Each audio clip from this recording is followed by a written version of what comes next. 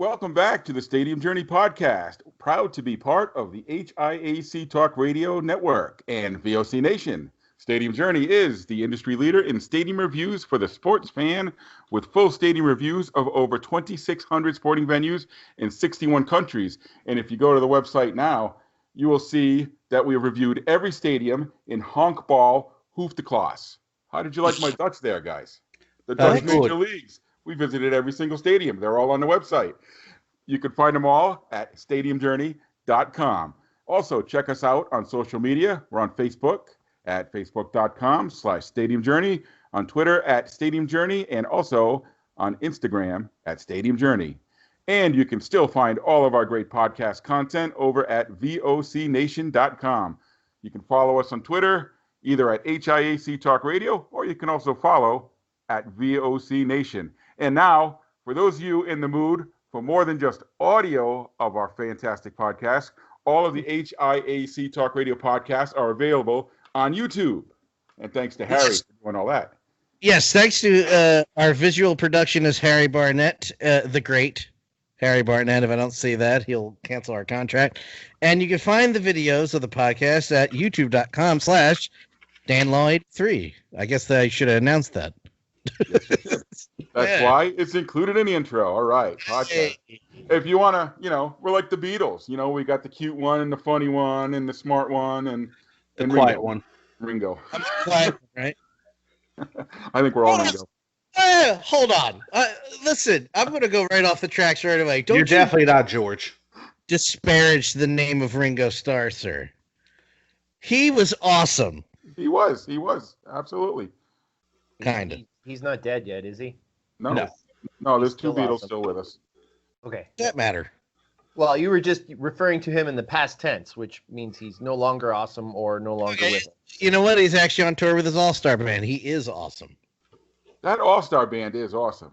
They got some names in that band, don't they? Yes, it's an ever-rotating thing of names. You got to look up the lineups through the years and just go, oh, geez. If Ringo calls you and said, I'd like you to be in my band, you go, oh, okay. Yeah, who would say no to one of the Beatles? No, I don't want to go. Yeah. So now that we're already off the tracks, let me try to get us back on track here by introducing the team. I'm Paul Baker. You can follow my Stadium Journeys on Twitter at PuckmanRI. And with me, once again, is Dave Cotney. Dave, where can our listeners follow your journeys online?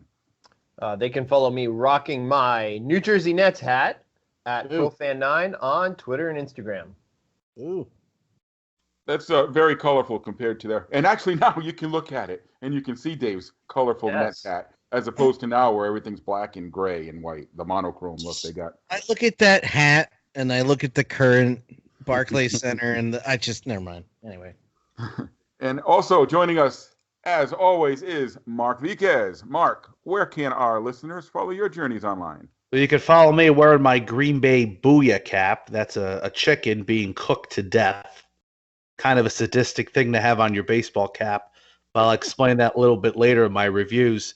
Instagram and Twitter, Ballpark Hunter. And last but certainly not least, it's our producer coming to us today from Ong's Hat, New Jersey, is the above-average comedian, Dan Calachico. Dan, where can our listeners follow you online? Not there. Follow me on Twitter at DanLaw83. I was kind of hoping you'd shoot with my, my location where I used to be in New Jersey for the New Jersey episode, but that'll do too. Oh, you got a funny place you grew up in? No, not funny. I just thought we'd be serious this time. No, that's not happening. I mean, it's pretty funny. Never mind. Well, speaking of where Dan grew up, that is our topic for tonight. We are going to talk New Jersey. I know you've all been waiting for years and years, and we've talked a lot of Jersey over the years, over the 2 years we've done the podcast, but today it's official. I was going to say, this episode is more the lines of, let's get them to talk about it and see if we can get them to back up about it from the future, and most likely never going to happen. So let's start. Before we jump into Jersey, let's talk about, really quick, where we've been since we all got together last. Mark, I think you were the big trip winner this week, but I'm not sure about that. Would you like to lead us off? Yeah, I actually went to a couple ballparks today in the morning. They had day games. No, I'm just joking. But it felt like that. It felt like on my travels there was some game going on that I was able to attend. But I was in Wisconsin, everywhere from Green Bay to Milwaukee to Fond du Lac, or Fond du Lac. I still have no idea how to say that. But I checked out the home of the Green Bay Booyah, Capital Credit Union Park. And it's a brand new ballpark built this year. As soon as you walk in, you smell that fresh paint, that new car smell. It's a beautiful thing. But the ballpark is a little bit odd because it has dimensions of a soccer field. They also have a soccer team that plays there. And right field is only 282 feet. So if you can just picture a left-hander just hitting a pop-up, he's going to probably have a home run. I can. They do that at Yankee Stadium. Yeah, Yankee Stadium was what, 315? Not even, I don't think. Not even, but I mean, this is smaller than Yankee Stadium. I'm thinking, how are you building a stadium in 2019 with these dimensions? It makes no sense. But the ballpark is just odd. They have two truck shipping carts that make up part of the scoreboard. They have this giant flat screen that takes up most of the outfield wall. But other than that, it's a pretty good time there. I mean, the home plate is about 19 feet away from the first rows of stands. That's 19 crazy. feet. Yeah, you're that close. You're like looking right over the umpire's shoulder, huh? You are. I mean, you can probably. Can't imagine anybody stealing second base on a pass ball. It's so darn close. But it's the stadium that they wanted. I don't know why they didn't get different dimensions. They're called the Booyah because there is a chicken stew in Green Bay called Booyah, and it's with potatoes, it's with vegetables. It's not chicken soup. The broth is very rich and flavorful, and people make it for, picnics. They make it for carnivals. They make it for church gatherings. They make it for festivals. Everybody makes their own Booyah. So it's a regional dish that's only found, from what I can gather, in the Green Bay area. If you drive to Milwaukee, I don't think anybody's eating Booyah, but I could be wrong. So they really, went ahead and just promoted themselves. They have a giant 2,000 pound, I don't know, not 2,000 pounds. They have a giant Booyah kettle outside of the stadium. And I had some of it. It's very good. It's very tasty. Do Fun they sell time. it? Yeah, they sell it there. They actually sell what they are named after, unlike the what's that one team that they're named after? Something. It's like Dunkin' Donuts Park doesn't sell any Dunkin' Donuts merchandise or Oh coffee. yeah, that's Providence. Yeah. Yeah, Providence. Or Jimmy John's Stadium in Utica, Michigan doesn't have any Jimmy John sandwiches. Here you can get some Booyah, and it comes in a little tiny cup for $3. It's homemade by their own chef, his own special recipe. So food-wise, it was a really good baseball stadium. I enjoyed my time up there.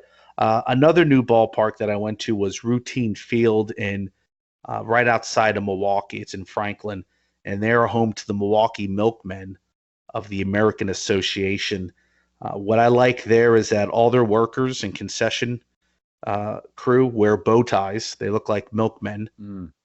I don't know never had a milkman, but we all know what we all seen old movies of what the milkmen did. And they really kind of work that milk and dairy theme throughout a lot of their promotions. Seating is color gray and yellow. It's not your typical green seats. It's an unfinished project, though. The stadium is going to be part of one of those work, live, play areas that is right now in midst of construction. So there's only one entrance open to the stadium. The lot of construction crew and hard hats areas. So give it a couple years. I think you're going to see a nice little area. Couple things that really bothered me was there was just one main concession area where everybody was packed to get their food and drink. It wasn't spread out like I thought it would be at most ballparks. So that was a little bit odd to me. But I still think it's a work in progress. Still a great stadium, still a lot of open space to enjoy the game. Their outfield seats, I think for $15 you get a ticket plus a hot dog and a beer. That's a cool concept. And it's a craft beer too if you want. So two new ballparks, one completely built with weird dimensions, one with the perfect dimensions, but not really completely there. Both good places, great places to see, free parking. Capco Park was the other ballpark. That is home of the Lakeshore Chinooks, not the Chinooks, like I was improperly saying last time. That was probably my favorite ballpark I went to. It was built a few years ago, and it's a Northwoods League team. All the concessions are underneath, but they have barbecue, they have pizza, they have vegan options, they have the Impossible Burger, they have chicken wings with like 8 different sauces you can pour on yourself.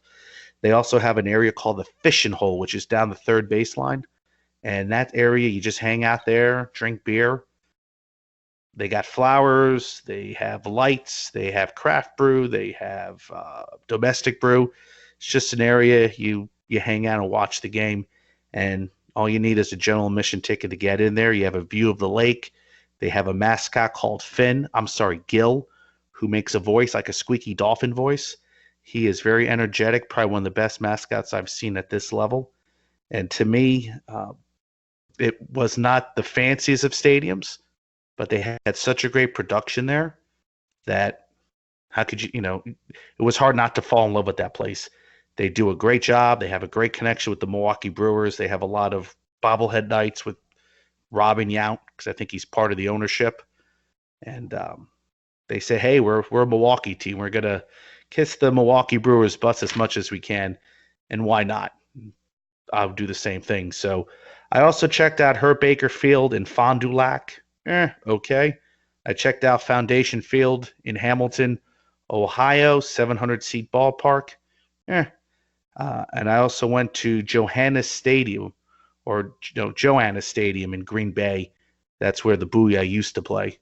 And now that's home to amateur baseball.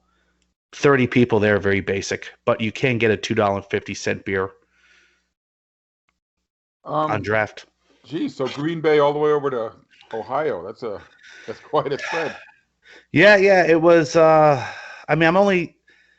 got my mother in town, and there were some places in Cincinnati she wanted to see. So she wanted to see the Pavarotti movie that Ron Howard did, which was terrible. She'll tell you that as well. That was only playing in the Cincinnati area. And then we went to the supermarket in Cincinnati called Jungle Gyms, and we just happened to check out a baseball game both times. We took those trips to Ohio. So, yeah, let's just entertain my mom. If she wasn't in town, I probably would not have gone in those ballparks. But, I've seen a lot of nice and beautiful professional stadiums, and I've also seen a lot of small, quirky stadiums. And all of them, to be honest with you, you can find a lot of good in them. I didn't hate them all. I love a small town stadium and a small town atmosphere with cheap prices and a good fan base. And I also love a good spectacular ballpark like you have up in Green Bay and Lakeshore. So I always tell myself, why am I traveling 6 hours to see a ballpark? Once I get there, I know why. I got to say, looking at the pictures, because you put a lot of the reviews on the website already.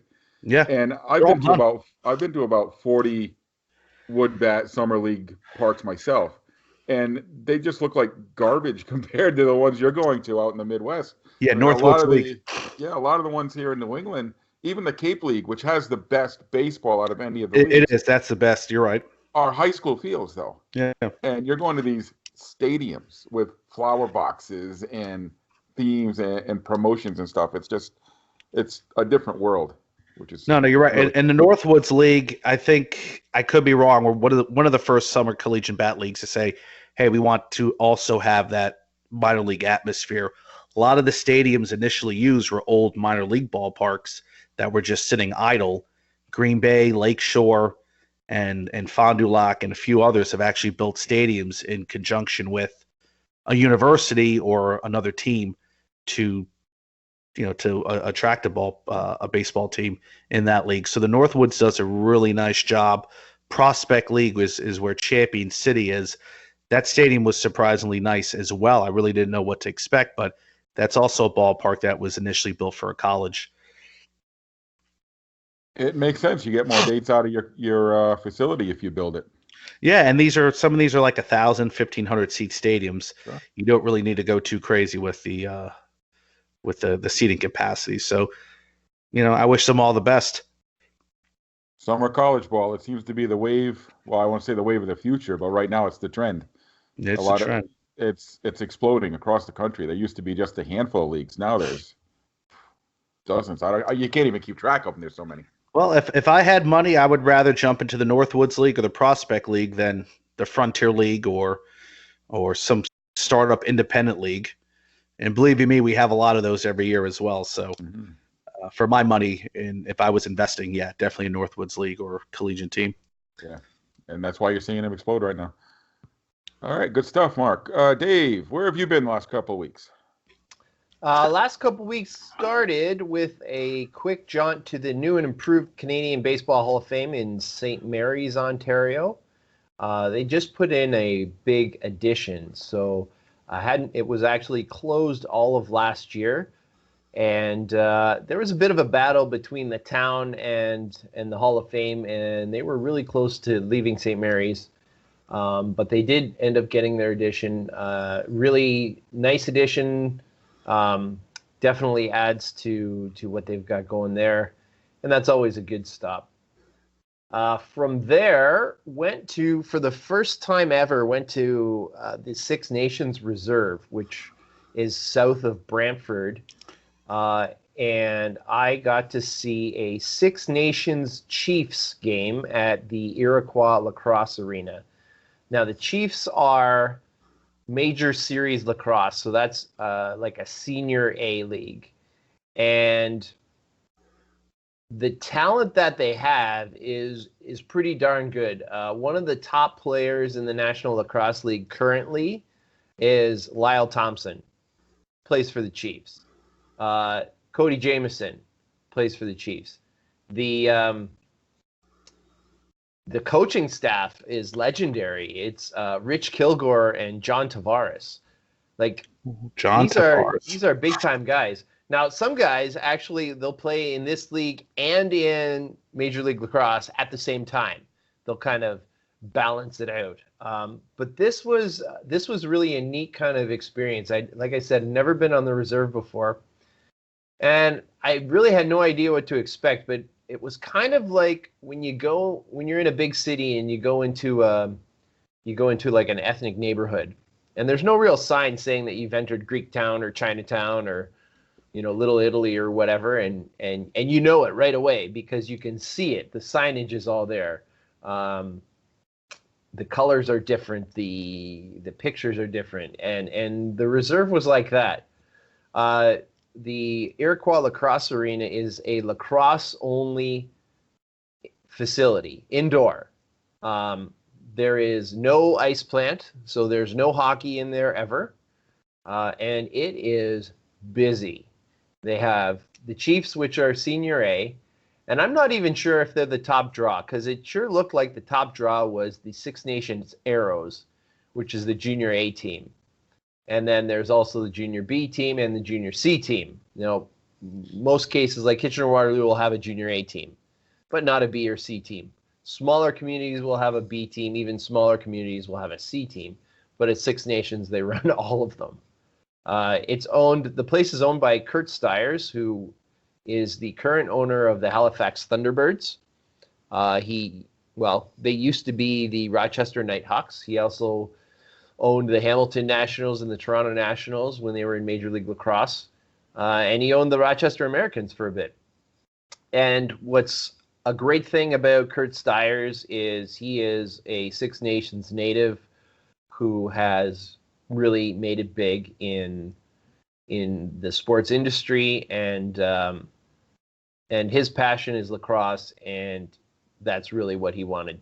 That's what he wants to focus his time and energy on. It's not a overly fancy place, but you go in there, and one of the things that I can do is if there's a bunch of pictures and stuff on the walls, like it just sort of absorbs me. And in this place, there was just a ton of stuff to look at of all the various teams.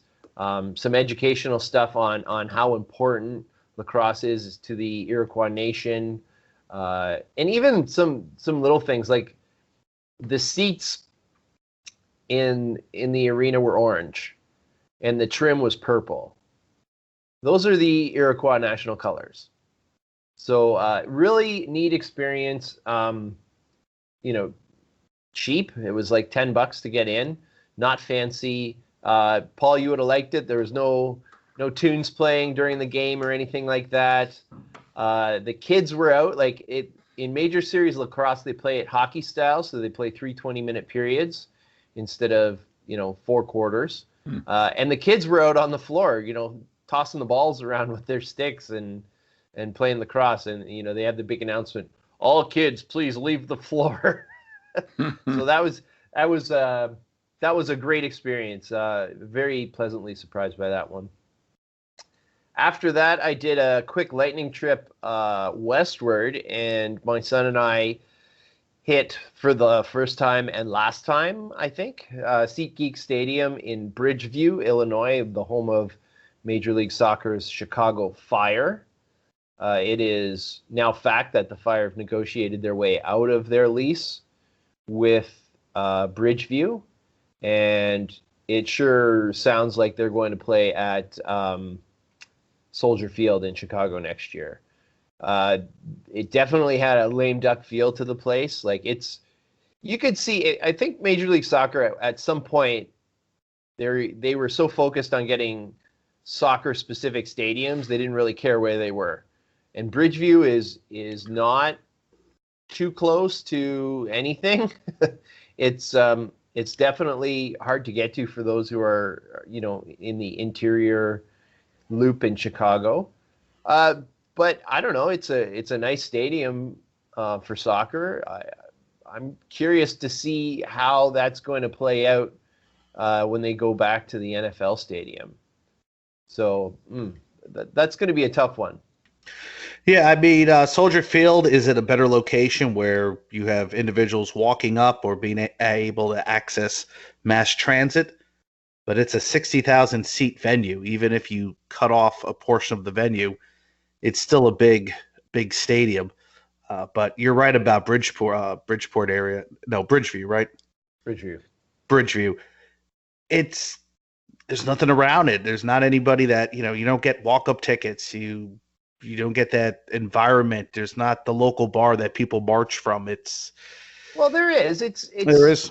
It's not like it's like it's a big like Colorado where it's really in the middle of nowhere. It's industrial neighborhood. Neighborhood, it's a neighborhood stadium. There is stuff around, but they're not good, and they haven't been good for a few years. Do you think if they were good, you would have more people showing up, or is it the neighborhood? The isolation from the city center. The guys working there seem to think that if they were better, they would drop. Yeah. They actually had a women's game a couple days later, and they drew better than the Fire. Get out of here. Fire. Now, it was a Wednesday. 7,000. That's pretty bad for Major League Soccer. Ooh. But we still had a good time. But yeah, it's definitely not in the interior. You're going to have to find a whole new type of fan, because I would guess that fans that go to Bridgeview are fans that want to drive. And fans that want to drive are probably not going to drive to Soldier Field. Yeah. It's a really difficult spot to park at. So yeah, I just cannot see. Yeah, I can't see MLS in Soldier Field. It's just too big of a venue. But and then of course they want to change the name, correct? I think so. Chicago City. When I was doing, and I think the only reason really is because of the TV show. When I was doing a little bit of research, I type in ChicagoFire.com. Yeah. Wait a second, that's not their website. No, that's dash there. Like, so they probably will rebrand, but I think they gotta put a better team on the pitch. Of course, so. I'm a fan for the Chicago Sting, the original NASL club. I like the Chicago Fire. I like their emblem. I like the team name, but it's not my money they're going after. So Yeah. Well, It's like Chicago Transit Authority, and I mean the band. yes, you're right. WWF, WWF, the same thing. But like Chicago Fire is one of 2 fire departments that are widely known outside of their area that has a unique name for a fire department. You got FDNY, you have Chicago Fire. So first, Chicago Fire, the fire department would come out first. The team would be named after that. So that's why you got to fight that branding. So I understand what you're saying. Like, they don't have their own branding. Like they're literally, because of the fire department, which will probably get more recognition and the TV show. Yeah. Well, they claim that they're named after the. Go ahead. I'm sorry. They claim that they're named after the fire of 1871. The big fire, yeah. The big fire.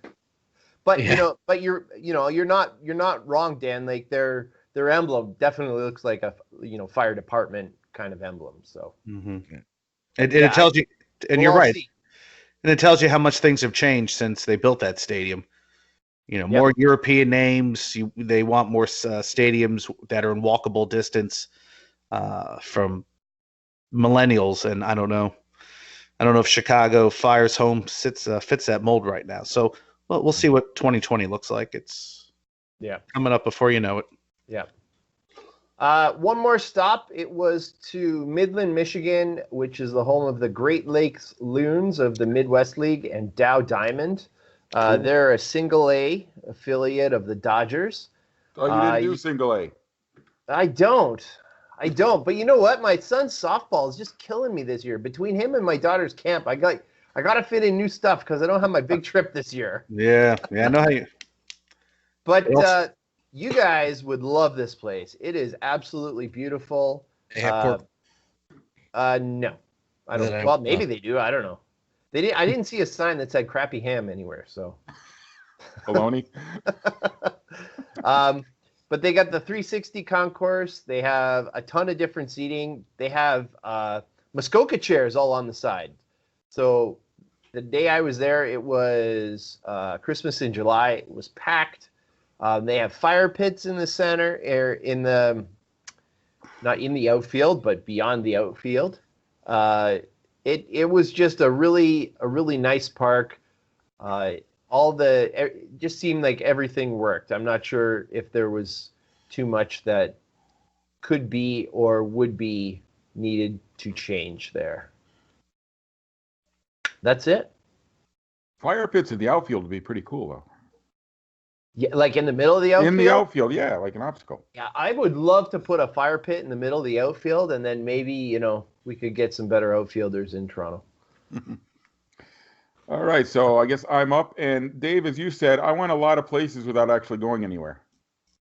That's always good on the gas. I thought that was great. Yeah, so I'm going to be really quick because they're all places we've talked about already on this show. And some of the listeners may be, pretty sick of hearing about McCoy Stadium, where I went 3 times over the past 2 weeks. Not next year or the year after. No, next year they'll still be there.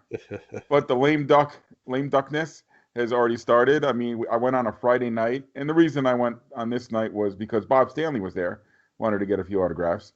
And in the past, when they've had Red Sox legends there, man, the line has been, down at McCoy Stadium, down the big entrance ramps and back up them again. I waited behind, I think, 7 people. So no problem there. Yeah, the attendance continues to be the issue, and they had a couple big giveaways, couple bobbleheads, and probably 4,000 on a couple of Saturday nights. One thing about McCoy, though, the fireworks are still the best anywhere in the minor leagues that I've seen. I've been to a lot of fireworks shows. McCoy's are second to none. I thought because now they do them every Saturday night, they may have taken a step back, but no, still fantastic fireworks shows. And where else did I go over the past couple of weeks? I went up to Lowell, Massachusetts, to LeLacheur Field, home of the single A Lowell Spinners. A lot of people really like this ballpark. I'm not so crazy about it. It's a nice little ballpark. No, I hate it too. Really, you hate it? Yeah, I wasn't a fan. The only cool thing about it was you can park in the upper deck and watch the game from the top deck. I thought that was kind of a nice little little option if you didn't want to pay to see the game. But Yeah, if you don't want to pay the $6 that I paid to get in. $6, but it was mostly kids up there. Yeah, it was okay. It wasn't anything fabulous. It didn't get me excited. There was a good crowd there, but yeah, nah. And I happened to go on a stinking hot day. It was 95 degrees, so Yeah. the crowd was. They announced it at 3,000, but I'd say it was more like 1,000, Yeah. which was pretty small for a Sunday afternoon game. Yeah, I like Nashua better. Thought that was a better ballpark. I've always liked the ballpark in Nashville myself. Yeah. Also, my wife does not agree with me, but that's a good one. What Where does else did I she go? I know? went to Norwich. Connecticut, to see the Connecticut Tigers, another former Eastern League ballpark that is now in the New York Penn League. So far too big for its purposes. It seats over 6,000, and they probably average 1,200 a game, 1,500 a game maybe. So the night I was there, Dwyer Brown from Field of Dreams was there. He seems to be getting all around the country lately. He was I've in Milwaukee. seen him all over the place. So we saw him and took in the Tigers game. The big news out of Norwich is the team and the city have come to an agreement to extend the Tigers lease in Norwich. And as part of the lease, they will be doing some renovations on the stadium and rebranding. Nice. And the rebranding will include the city of Norwich in the name of the team. So could the Navigators be coming back? Stay tuned. State. And the other place I went over the past couple of weeks was Campanelli Stadium in Brockton, Massachusetts, former Independent League ballpark, which is now, as we were talking about, Mark, now it's a summer collegiate league. They play in the Futures League, which has 7 teams in New England. Several of them play in old abandoned minor league ballparks. And Campanelli Stadium kind of holds a nice place in my heart because it's actually where Pam and I got married. We got married. And the place is falling apart, man.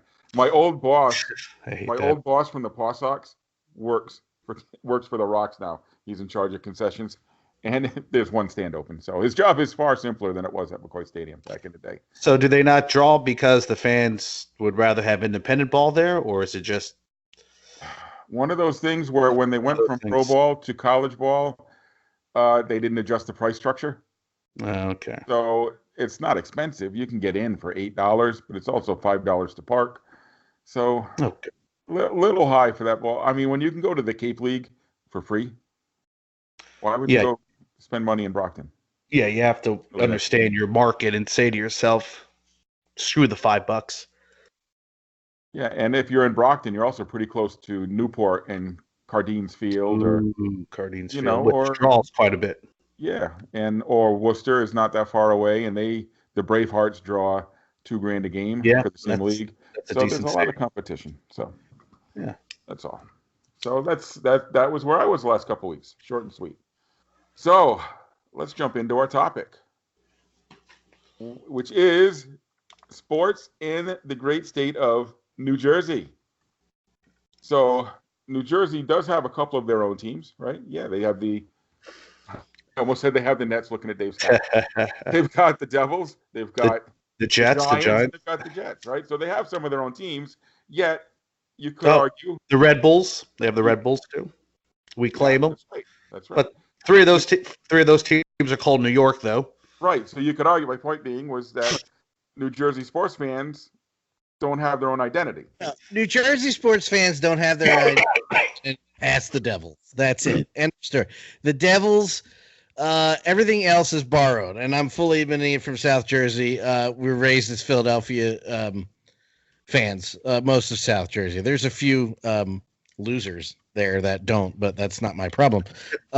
More so, my family, like a lot of other people of my generation, their family came over from Philadelphia, so it was an actual thing that was passed down.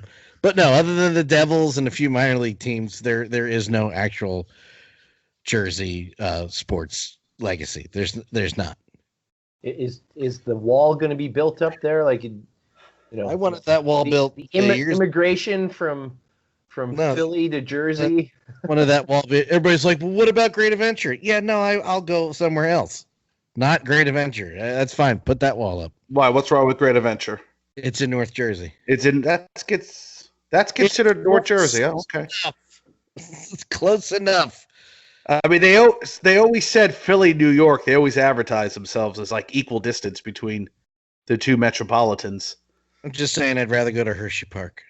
I'd probably rather go to Hershey Park or Dorney Park. Yeah, I'd rather go to Dorney Park. Dorney Park. Yeah, exactly. Oh, used to love me some Dorney Park. Exactly. So there we go. The first thing we agree on. Yeah, but see, the problem growing up, I remember when the Devils were the Stanley Cup in 1995. Not only did we have to worry about the team possibly moving to Nashville the next season, WFAN, which is the huge New York sports station out of the city, just wouldn't give the Devils any credit. It's like, wait a minute, I know we're New Jersey, but we're 6 miles away from where the Rangers play in New York City. Why are you ignoring us? Why are you not talking about a team in a major championship? I just couldn't figure that out. And let's go back to 95. What were you going to talk about back then? I mean, the Mets weren't good. The Yankees hadn't won their first division yet in 14 years. Why wouldn't you talk about a team making the Stanley Cup championship? And I remember Mike and the Mad Dog, the afternoon host, came out to the Meadowlands and came up with all these cockamamie excuses. The New York fan doesn't care. The New York fan doesn't care. Well, you have a lot of us in New Jersey listening to you guys. You can have time to talk about hockey. My thing is, I think most people in the radio business in New York City, and I don't know how it is down in Philly, are probably not huge hockey fans. So maybe that's why they're not talking about it. But for a long time, we had one of the greatest goalkeepers of all time. We had 5 Stanley Cup appearances. They barely talked about it. And same era, you had the Yankees and the Giants and the Mets making the World Series and the Super Bowl. They gave it the royal treatment like they should. Just wasn't the case for the Devils. Well, look at the Devils. To add on to what you're saying, this is coming from a Philly guy. It absolutely is the team deserves better.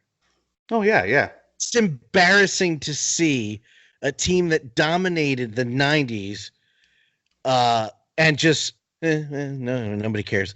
Yeah. What kind of BS cop-out? I was cursed. What kind of cop-out is that, Dave? Sorry. No, you're absolutely right. What kind of cop-out is that? So here's one thing that jumps out for me about the Devils. If you're gonna put New Jersey or Newark or whatever as part of that whole New York market, I'm not sure they have enough hockey fans to support 3 teams.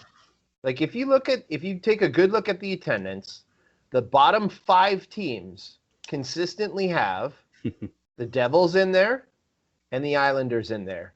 And who are they with? Florida, Carolina, Arizona. Yeah. Well, Dave, look at this. You got North Jersey competing with arguably not even arguably. Well, yeah, arguably, because I'm looking at you, Paul. The sports market in the country. Arguably. To be fair, arguably, because right north of that, you got Boston. Well, that's the biggest city. No, so, yeah. Right. This is not coming from complaint. I'm just talking experience-wise. You got Philly, which is arguably the most compassionate and at the same time. Well, I mean, angry you can put in compassion, so I'll stick with that. You got arguably the most compassionate fan base sandwiched in is New Jersey, and it was proven time and time again that, I mean, look at the Nets, look at the Devils, who you got a band. When did the Rock get built? Rock. Oh boy, I should know that. I want to say I was there in 2010, so 2009, 2008, late zeros, yeah. Right Yeah. around then. The joke is that nobody wants to go there because nobody wants to go to Newark. Well, that could be the case. That could be the case. That's good. I gotta tell you, it's funny that you say that because I'm one of those guys like, yeah, right. Nothing's gonna happen to me. We stayed in a hotel that was probably 3 blocks from the Rock, and walking to the ballpark, walking to the arena was a fantastic little walk. It was no problem. We walked to a little park, and there's Dinosaur Barbecue there and a couple other restaurants. No problem. Walking back at 9:30, it was dead silent, nobody around. I'm like, Pam, we're running back to the hotel. Dude, That's what a lot of people do in Newark when they have to go to their parking lot, their cars to the stadium. I've been at a fire, responding to a fire at Camden at 3, 4 in the morning. I've walked the streets of Philadelphia in the day and at night in some pretty arguably shady areas, and I still have refused to go to Newark. I won't go. I won't go. But past all that, where else are you going to put an arena up there for a hockey team? And that's the thing. You can. This is where the other side of my argument was from earlier, to bring it back around to the New York thing. Your teams are in Jersey, so anybody from Jersey has a God-given right to go, that's my team. You can't even put your team in your own state. No, sorry. Anybody can do. If anybody in New Jersey goes, I'm a Jets fan, I'm a Giants fan. Who the hell am I? Now you're wrong because Philly. But my point is, it's so frustrating to me to see, like, for example, WrestleMania was in Jersey this year at whatever the hell they call that now, not Giant Stadium, MetLife. And not one time did anybody say from New Jersey. No. It's like, say with the Super Bowl. Yeah, no. Yeah, say with the Super Bowl. And this all Liberty. And this all started when the New York Giants had to find a new stadium to play because Yankee Stadium was being renovated. Hey, we have some swampland out in East Rutherford. We'll build you a football stadium, your own football stadium.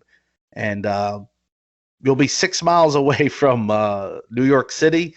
Giants were like, okay, we'll play there. And they called themselves the New York Giants, and nobody complained except for a few people. And then I think in 1984, the New York Jets didn't want to play at Shea. So they jumped over and played at Giants Stadium. That's why we have two football teams that now share an ugly stadium right outside New York City. Why didn't any one of those say the New Jersey Giants or the New Jersey Jets?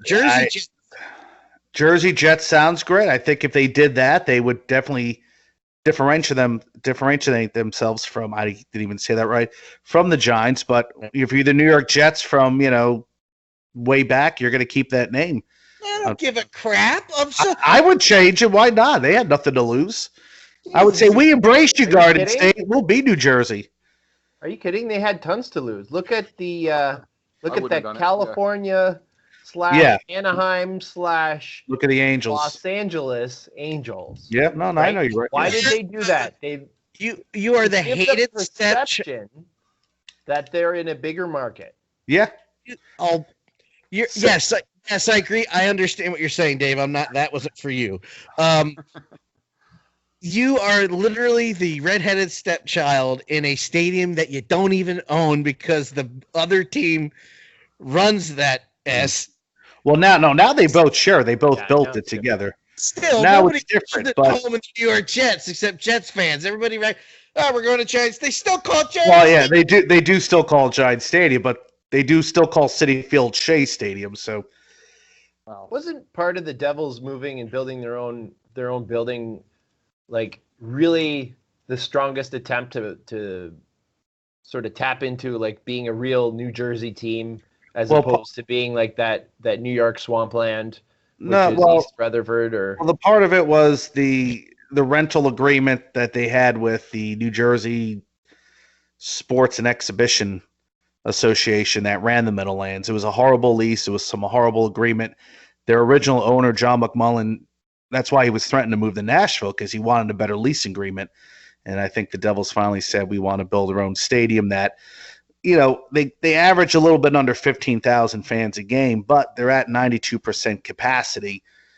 If they were at 100% capacity, I don't think they would be that much. They would be in the top 10. But yeah, part of it was to have their own arena that they controlled. When you walked into the stadium, you knew it was the home of the Devils. They can make a lot more money with the concessions. They can make more money with the lease and with the suites, and hopefully build up that area around the building. Which, as you said, Paul, you go a couple blocks one way, you're on Lyons Avenue, which is a place I don't want to be day or night. If you walk a couple blocks the other way, you're at Ferry Street, which is the Portuguese section.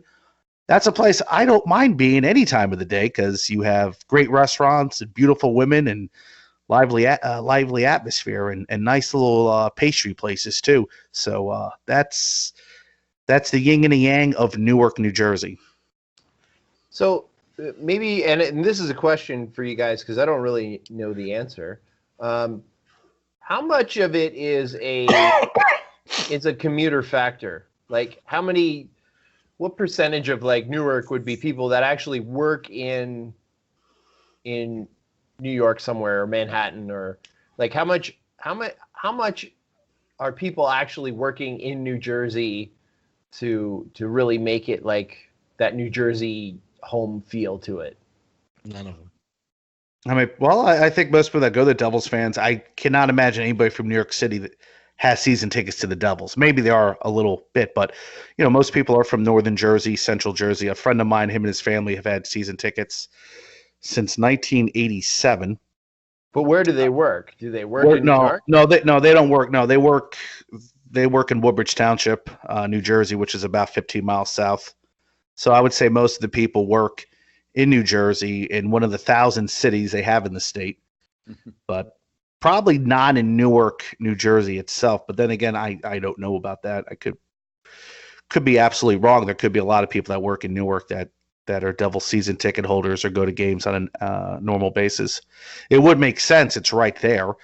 For me, if I lived in New Jersey, with traffic, I would give myself an hour to get up there, and I wouldn't worry too much about being late to the opening face-off.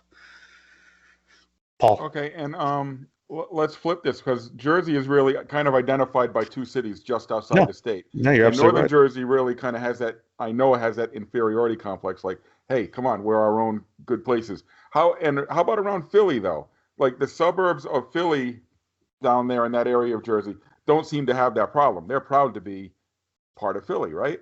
Oh yeah. Well, when people ask where you're from, Philly. Because I don't feel like explaining the whole Philly. I've never met anybody. I'm sure they're out there. I've never met anybody in my life that. It's weird because we will protect South Jersey. Like, no, we're from South Jersey, but South Jersey and Philly is one and the same. It really is. Is in my generation anyway. It was. We'd walk over there all the time, get dropped off by our parents to see sporting events or wrestling shows. Yeah, it's just definitely not the same thing. But it's weird because you also have this perception of everybody hates Philly anyway. Right? That's the perception that everybody dumps on Philly. So it's like, I don't see people dumping on New York like they dump on Philly. And I don't mean that. I don't care. Whatever. You've never been up here then. I think it's the Philly perception that people dump on Philly. Well, if you saw my Twitter feed and Bryce Harper this year, you'd think we were the worst thing since Donald Trump. So, well, look who your friends are. Well, I mean, I don't want to hear it.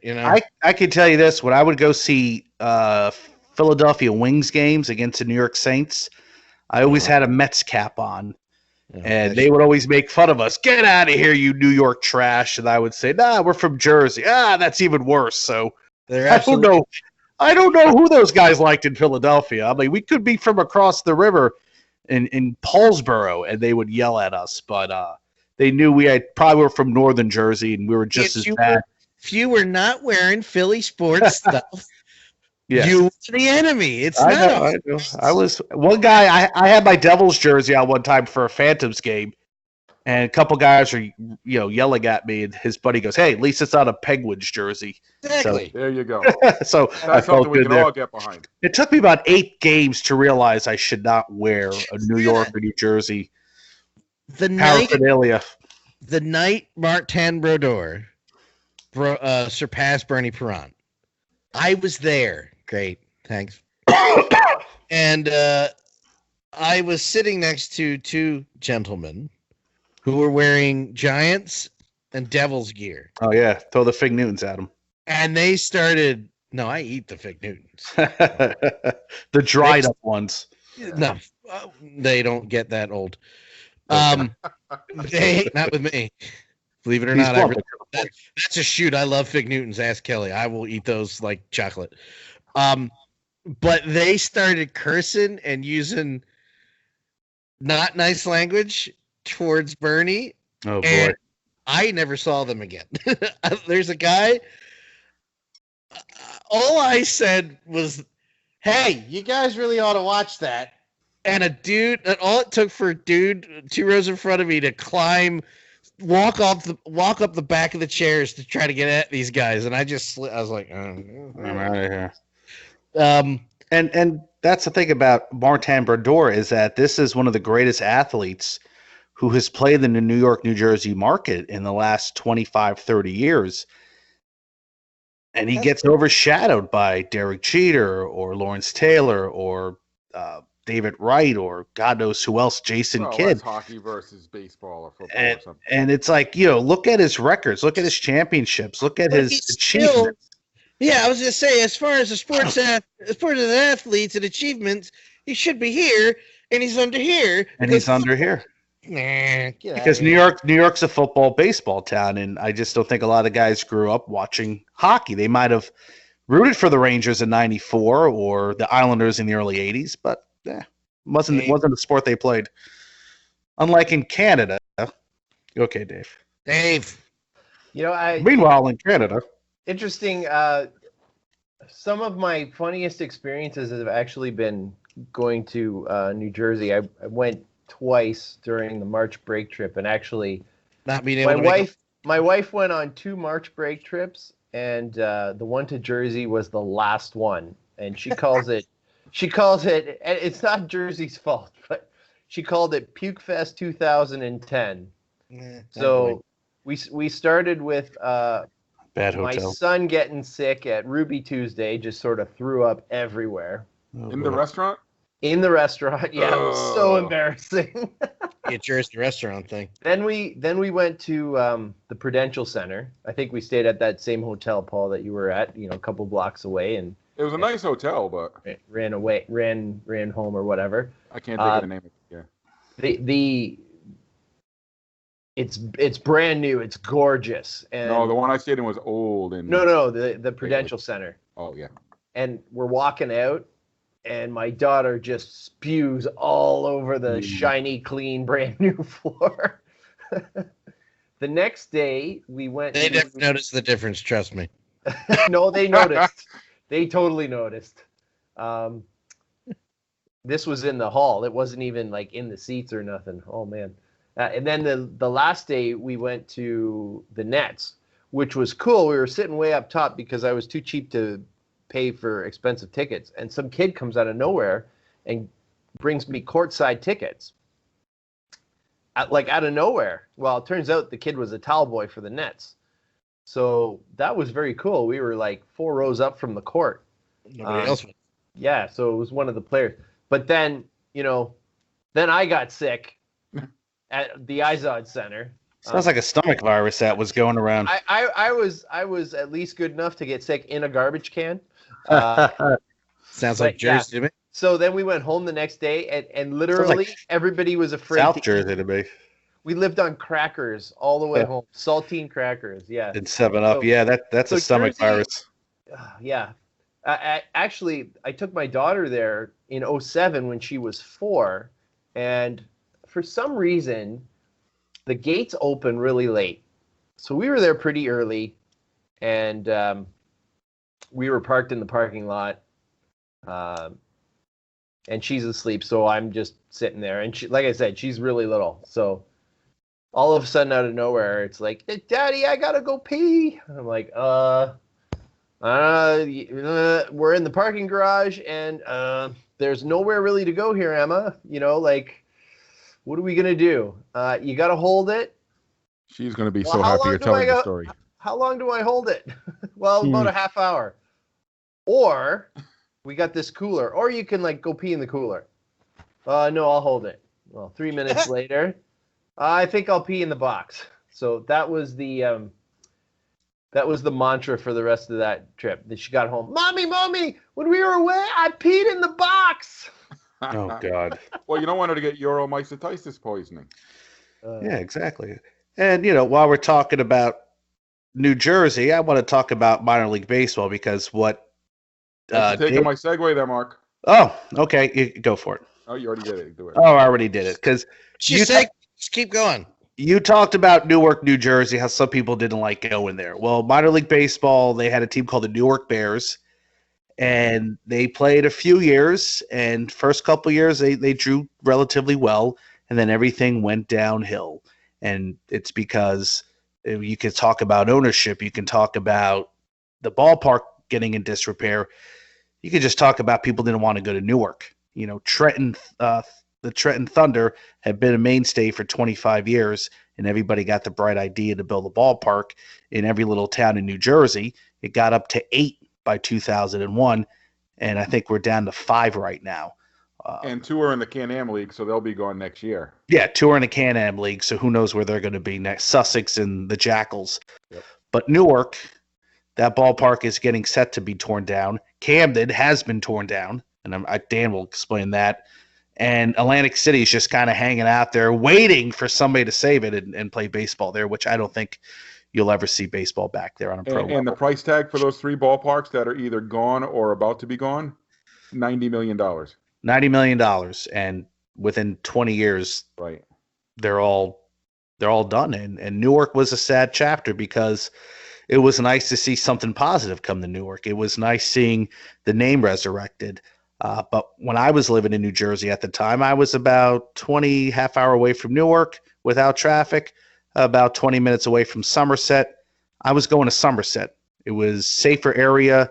It was easier to get to. And if I had a family of a couple kids and a wife, Somerset was going to be my option. And they still draw well. They do a great job out there. They do a wonderful job. Yeah, like you said, there are 8 minor league ballparks in New Jersey, and really there's only 2 that are successful and still going strong. Yeah, you're right. I mean, Sussex has bounced around for a bunch of teams, and the Can-Am League is on life support right now, and I think within the next couple of years it will either look very different or it will be gone entirely. And the New Jersey Jackals, who play on what's this? They play on a campus. Montclair State. So, I mean, the ballpark will be there. And the Yogi Berra Museum there is nice. But Trenton and Somerset are the only 2 that have really. And Lakewood. Yeah, and Lakewood. It stood the test of time. So. Yeah. Lakewood and Trenton are affiliated with Philly and the Yankees. That helps out immensely. Somerset, I don't know what those guys do because, independent baseball can be hit or miss in a lot of cities across the country. But they get huge fans. They get support by the local media out there, newspaper. I don't know if they still have a beat writer, but when I used to go to games, they would have a beat writer talk about the games. I mean, who does that for minor league baseball to begin with? But when you go there, there's a lot of great promotions for the kids, and it's like a couple bucks to park. Shopping malls next door. I do think the ballpark is busting at the seams, kind of like in Trenton. Don't be surprised if Trenton or Somerset don't cry for new ballparks somewhere down the road or renovations, even though for both places it's going to be hard because Somerset is right next to a train track and Waterfront Park in Trenton is Arm & Hammer is right next to the Delaware River.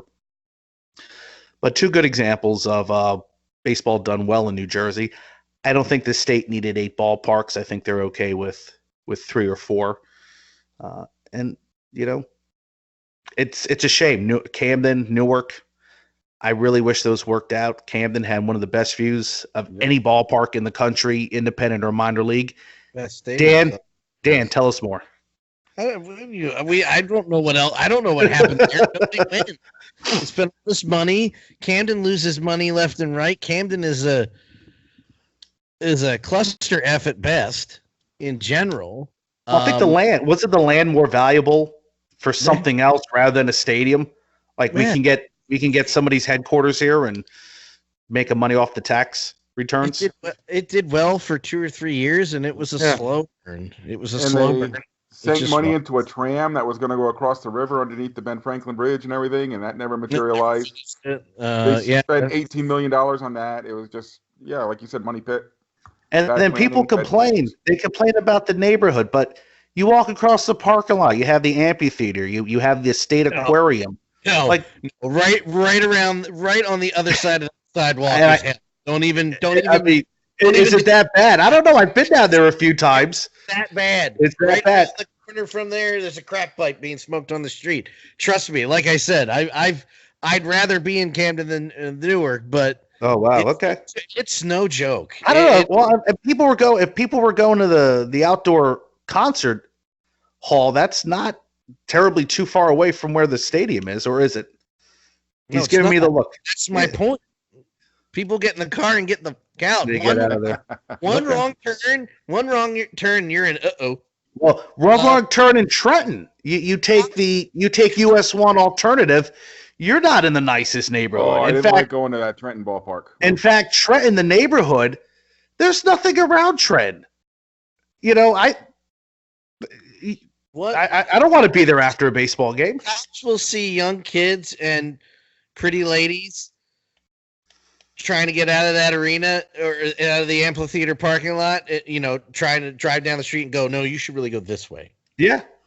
Like it's no joke there. Don't downplay that. 'Cause And Lakewood has some sketchy parts too, but not not to the point where you would be that worried. Lakewood is the only wraparound stadium in New Jersey. If anybody was interested in knowing that fact, I think it's the best minor league park in the state. I love going there. I love it. Every time I go, it's Thursday night. Take advantage of Thirsty Thursdays, 50-cent chicken wings or whatever the deal is now. They've added a lot of Jersey Shore games to give it the New Jersey feel, and you could also get pork roll there. minor league only works in a few spots. There's been so many minor league teams, hockey and baseball, that have gone by the wayside. It just doesn't work. Yeah. It doesn't work. And before we wrap it up, I wanted to talk real quick. I wanted to touch on minor league hockey as well, because it hasn't worked in Jersey either. Trenton has had many teams. Atlantic City, now there's nothing there. Dan, I know what you'll say. It's because of one man and one man only. No. First of all, as far as Atlantic City, the Bullies did okay, really, really, really short amount of time, and then they had a championship and still nobody went because it's Atlantic City. Do anything else but go to a hockey game. Right, you're not going there to see a hockey game. The Devils literally is what killed minor league hockey in Trenton. There's no argument against it. That is a fact. The Flyers had control of that team. It's a little bit closer to South Jersey. That team was well supported when the Flyers had control of it. Lou Lamoriello and the Devils came in, slapped the Devils brand on and everything. The attendance dropped real quick. Which they do everywhere. The Devils literally kill minor league teams anywhere they go. Nobody wants to see the Devils in that way. I don't care. I don't mean it in that way, Mark. I'm saying that they just bore it up red and the black, and nobody cares. Well, no, you're right. Because if somebody opened up, if they called it the Flyers, maybe you don't get the people from Northern Jersey that may make the trek. The thing is, the Flyers grabbed the Trenton Titans back up, tried to rebrand it. At that point, nobody cared. It was over. Nobody wants to go to that part of Trenton either. That's not a great area, too.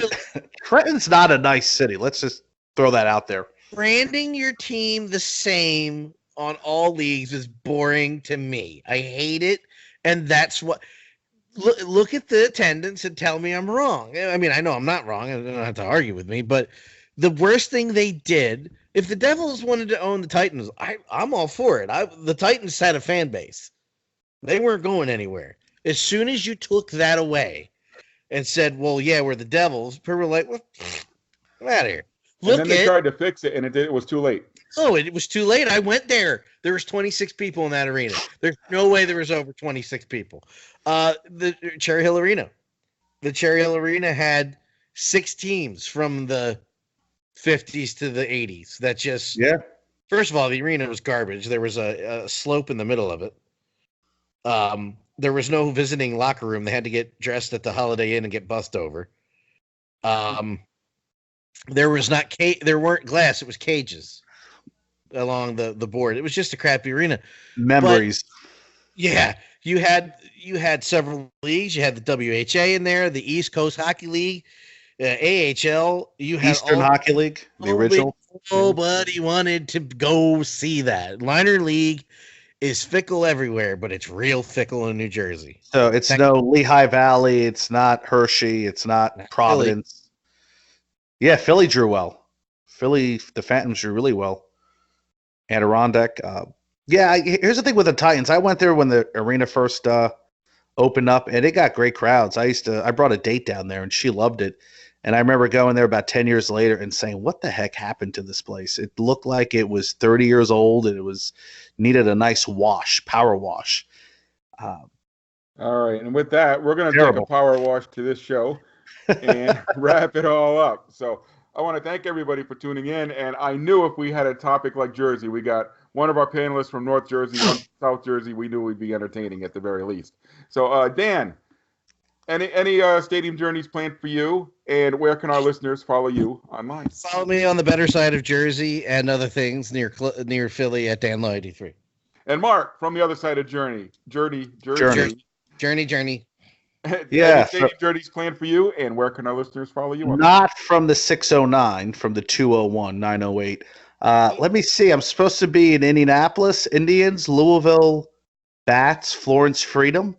And I'm going to try to get out to the Xenia Scouts, which will also hopefully work out with the Dayton Dragons in the next 2 weeks. So follow me on Instagram or Twitter, Ballpark Hunter. And Dave, from the furthest corner of Jersey, any stadium journeys planned for you, and where can our listeners follow you online?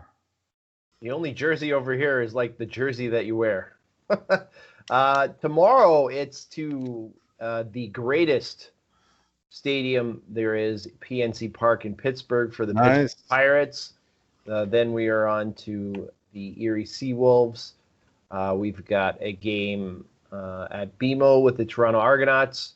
That week, actually, my son is at the Blue Jays Super Camp, so he's super pumped about that. Gets to hang out with Lloyd Mosby and Jesse Barfield and George Bell.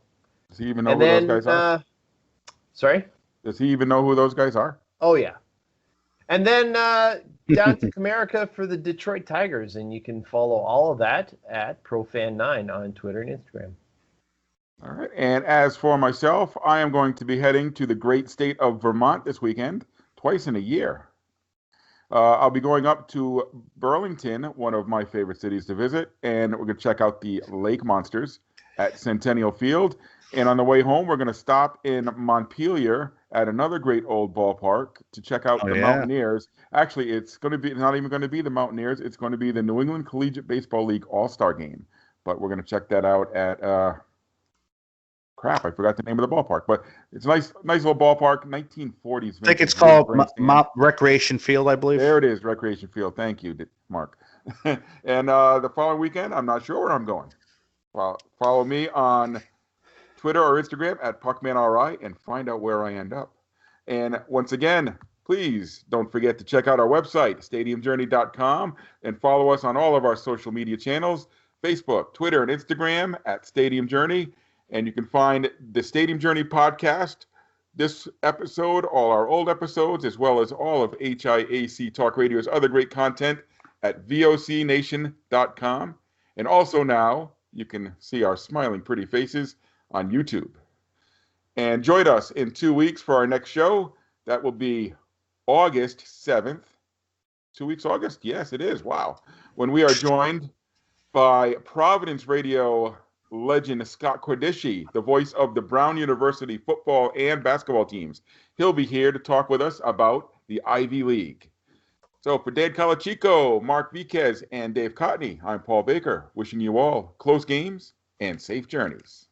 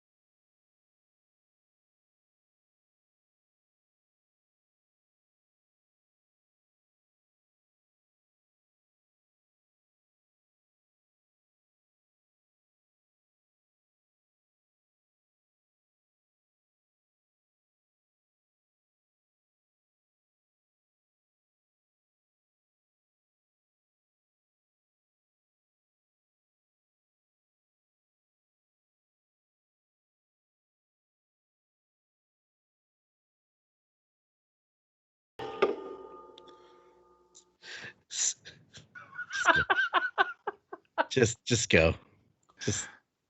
It doesn't matter. Start the 10 count again.